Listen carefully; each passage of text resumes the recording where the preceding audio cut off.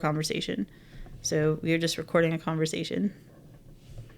This is the time that I want to let you realize that this is probably a party that you don't want to attend, but you're locked in.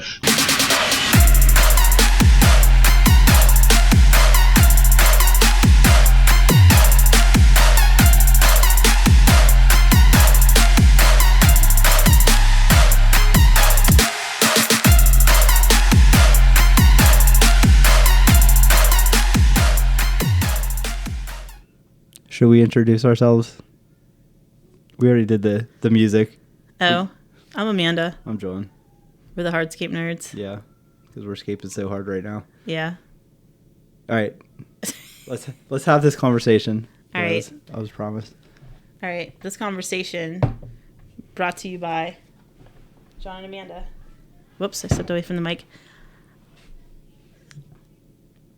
Are you serious? I thought you had something prepared. You know me, I'm always prepared. Yeah, something like that. All right, so... You're the most unprepared, detailed person I've ever met. Thank you. I appreciate the compliment. You're welcome. I strive to be different. Well, actually, I don't even strive. Mission accomplished. I wing it. I wing my differences. Yeah. So we have Tommy in an excavator and John teaching Tommy how to run an excavator and training. Yeah. Tommy's our worker. It might not make sense to anybody. It's like, who the heck? Tommy? It's Tommy. You know Tommy. Yeah. Everyone is Tommy. Everyone does. For real. T-Bird. Yeah. I'll go back to the start. This year, John is being more, I don't want to say bold, but you're being, and I don't want to say looser. I'm trying to come up with the right word. Just, you're delegating more in particularly excavation. Less fearful of things going wrong. There you go. Yeah. Wait, am I supposed to say something about it? I don't know. Do you have anything to say about your less fearfulness? OLM helped, the Outdoor Living Mastery. Just kind of being around guys that just kind of just get going and get after it. And I knew what we were capable of. I knew what I was capable of, but I've not pushed as hard for our business. But yeah, just seeing, I don't know, it's seeing the what happens when I let somebody else do something. It's frustrating because I don't do this because I like watching people work. I do it because I like to work. But it's also nice that while I'm running loads or I'm doing whatever, and work's actually getting done without me. So it's a long time in the making to delegate this stuff. And yeah, it's nice that it's finally happening. The reason it has happened in the past, but just not maybe with the wrong people. That's if someone doesn't have integrity, if they're a moron, that doesn't help anything. And I don't know. It just we got a good fit now. Hopefully he sticks around. But yeah, it just seems like it's a lot easier to do for whatever reason. I think I'm definitely maturing. I don't want to have to do everything myself. Physically, I can't. I'm not old, but I have less time ahead of me than time past. So it's kind of, I need to start thinking about the longer term. I don't know. Well, I think you've delegated, and it's a lot of the, I'll say groundwork, like the shoveling and handwork and laying block and things like that. But when it comes to running the track loader, haven't had as many people do that. There are like 3 instances I can think where someone else ran that. Well, one of those times was we were doing a job actually at our house, and that's the fourth one. Yeah, I was running the excavator, and I looked over as he was dumping loads across over the hill, and I could see the bottom of the skid steer. So I had to figure out what the heck was going on, and the reason I could see the bottom is because the entire machine was completely standing straight up and down. I missed that. Yeah. I don't know how. I guess I was in the house. I don't know, but it was 90 degrees from horizontal, and yeah. So that's part of the problem with delegation. I have done it before, and it's a lot of times what happens is you teach them something, then you walk away. I had a breakthrough, I don't know, maybe a few years back, where it was, I used to feel like every time I teach somebody, they would leave me and, go work somewhere else. But I realized what happened was every time I would teach somebody, I would leave them. And meaning I would just show them one time and like, okay, you got it. I'm going to go work in the office, and just leave them on their own and not give much more guidance. Well, that I feel like they were just unprepared and not ready to handle anything. And I think that was pretty negative. It was definitely a problem. And so that was a pretty big breakthrough to realize that I'm training people barely instead of actually making sure that they can do it, and constantly teaching. And I'm enjoying teaching more than I am actually doing the work. And that wasn't the case before. I feel like teaching seemed like it was frustrating. It was a burden just because it keeps production, or it hinders production on a certain level. It does, and that's the problem with it's tough, and that's a nice thing about having such a small crew right now, that there is time to train. I guess there's not, but I'm slowing down. But the funny thing is, I'm slowing down, and I'm just realizing how much more slowing down to teach is exponentially increasing our output. We're getting stuff done way faster than we would have in the past, and it's because I spent some time, and then as things come up, I'll keep giving more and more information and stuff, and just I'm realizing the training's an ongoing process and not just like a set it and forget it type thing. Yeah, but I think, though, to go back to touch upon that, and I'm going to steal, was it Mike Michalowicz or Michael Gerber, or both, that it's a throttle, not a switch. That would be Mike Motorbike at Michalowicz. Okay. So... And that was through a discussion that he had with Michael Gerber. Okay. Yeah, and Michael Gerber told him to get lost as a joke, but not quite that language. It was a little more colorful, but yeah. And that's a perfect example of the E-Myth. I love that book, absolutely love it.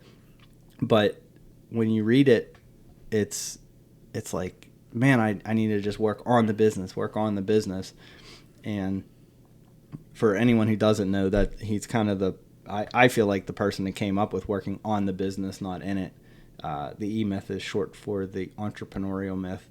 It has nothing to do with electronics or anything like that. This book was around, 30 some years ago. I don't know, before eBay was around and all kinds of stuff. So I don't know where I'm going. I just completely lost my train of thought. That's all right. We'll bring it back on the tracks. Yeah. So with the delegation, and you're not alone in that. So Mike Motorbike said you need to make a throttle, not a switch. So it's, start out with, you're doing 90%, you're doing 100%, and then you bring someone on, and then maybe you're doing 90%, and then 80, and so forth.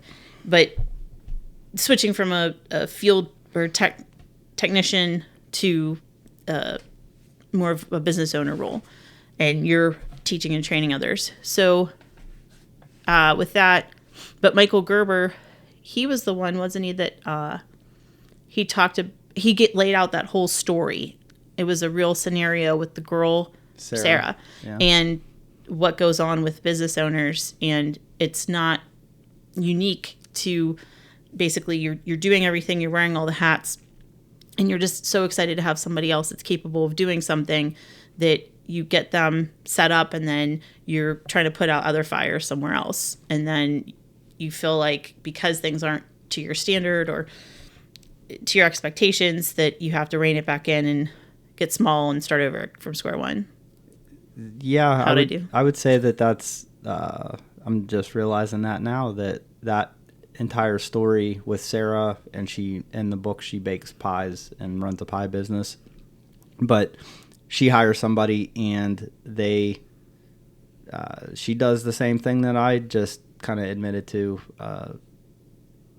basically training them and then leaving them, letting that person handle everything, and then kind of not actually creating a system for the person to thrive in. Mm-hmm. So I think what's helped, just age, experience, being parents, it's there are a lot of parallels to that in your role as a parent, or anyone's role as a parent, not you specifically, but just what you have to do to teach them. And you can't just teach them once. It's ongoing. I know myself with children, I do that. I'll get impatient because I've shown them how to do something, or we talk about what to do, and sometimes it feels like every morning we're starting all over again. Have you guys ever gotten dressed? Have you ever packed your lunch? But they do a lot of things on their own when I stop and think about it. They're just not completely independent, but they're not going to be until they actually leave. With an employee, there's always going to be, well, I guess with children too, even if they technically leave the house, you're always there as a backup support. You always check in, and you're always their parent. Yeah. And in a functional relationship, you're always somebody they can go to. Yeah. Yeah. Yeah. I lost my train of thought again. Rough day. But that is a good. I think that's probably the biggest thing that my life experience is, just basically becoming a parent, is realizing that the children are kind of like employees in that regard, where you have to train them, otherwise they're not going to do anything for themselves. And you have to look at it, or I'm looking at it and saying, do I really want to be getting snacks, as a parent? And no, teach them how to get snacks. Do I really want to be the only person who can run the excavator? It's not fun anymore. I don't enjoy being the only guy who can do so many things, and it's a lot of pressure, and it makes things miserable. And the frustrating thing for the workers is they want to learn more. They want to do more. They don't want to just sit there and basically, no one wants to be an apprentice for 5 years. Yeah.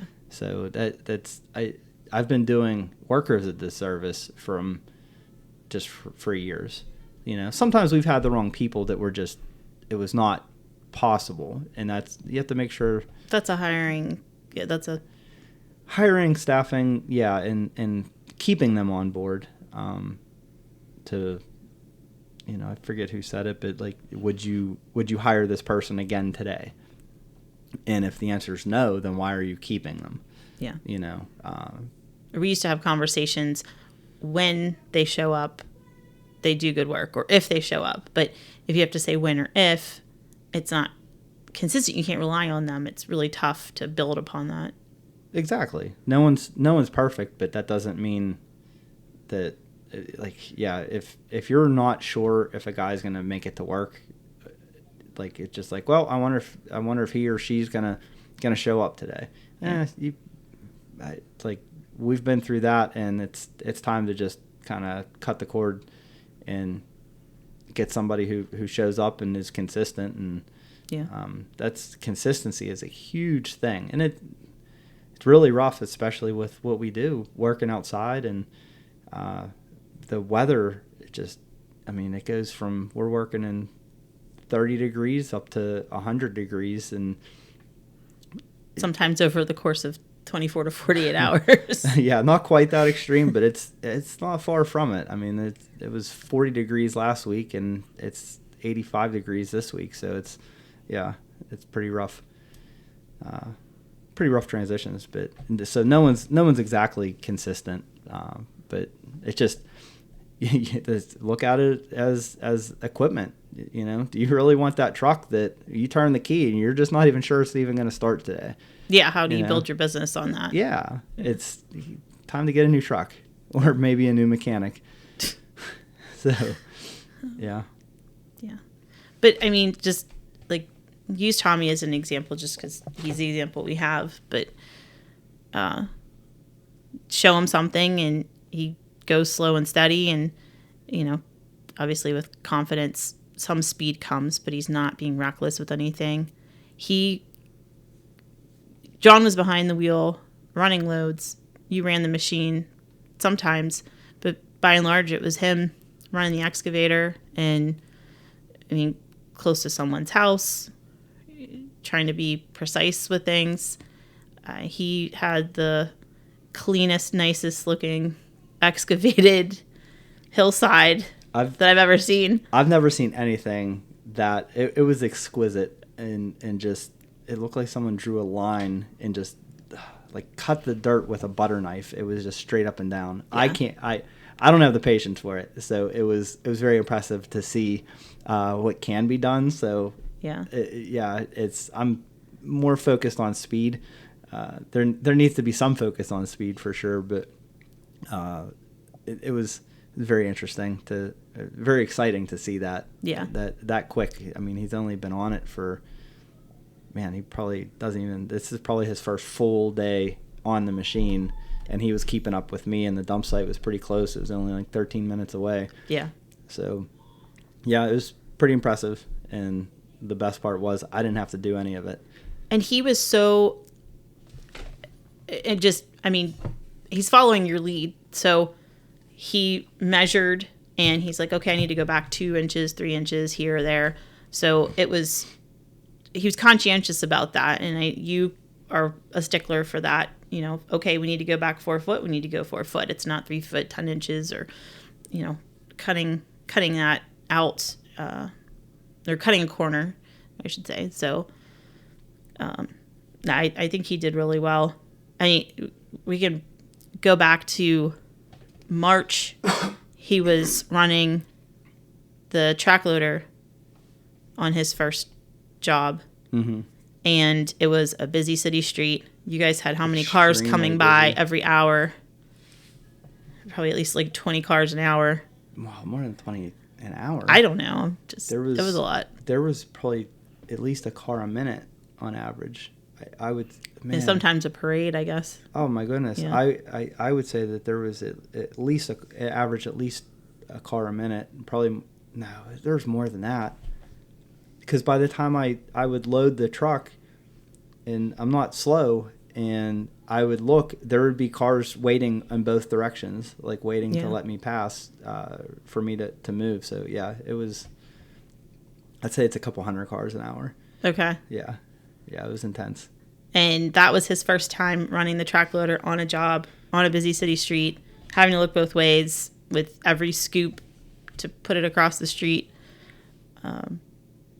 And he did really well. And you guys worked together as a team really well, where you were running the excavator. Now there were low power lines that you were watching out for them and making sure you didn't hit them, that we didn't want to put them in that position to have there's another variable to look at that point. Yeah, the best part about that was like we needed to load the truck. We needed to pile stuff up across the street. So we had to fight the traffic constantly. And so I could be digging with the excavator, and normally I would just switch machines. I would just pile stuff up with the excavator and then move it over with the track loader. But stuff was getting moved without me having to do it. So Yeah. yes, it was taking him longer. I would have been slightly more aggressive, kind of forcing my way into traffic, but he was taking his time, and it happened without me doing it. So that's always big. Yeah. So, and it just, and as far as like the training for the machines, I prefer to train on a track loader skid steer type machine first. If you have a dingo or something, that's even better. And then go to the excavator. I always say that the excavator is like 3-dimensional compared to a track loader, because you have the arm that you really have to watch out for, and there's a lot more variables to get into. But Yeah. the functionalities, if you can run it, you can run both. So, and I think that's another thing with a lot of these guys. They play video games all the time. So, I mean, he's younger. Like anybody who's in their 20s has been playing video games for the most part. So the dexterity's there, and It's a real life video game. yeah, they understand how to adapt quick. So It seems like that progression's been working. Proverbs 14:23, in all labor there is profit, but the talk of the lips tendeth only to penury. Let's stop talking and make something happen. Thank you both for listening. Be sure to share this with your in-laws, your outlaws, that friend who doesn't appreciate personal space. They sure won't bother you anymore.